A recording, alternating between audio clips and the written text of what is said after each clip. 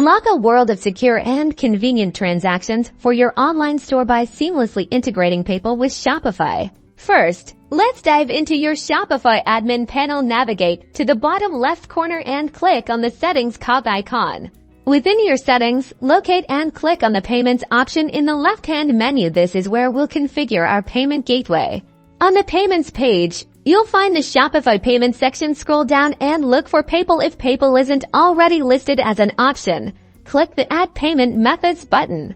A modal will appear. Browse through the available payment providers and select PayPal. Click to add it to your active payment methods. Once you've selected PayPal, you'll be prompted to connect your existing PayPal business account or create a new one. Follow the on-screen instructions to log in with your PayPal credentials.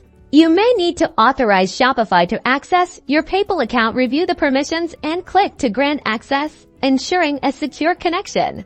Congratulations! You should now see PayPal listed and active under your Shopify payments. This means customers can select PayPal as a payment option at checkout.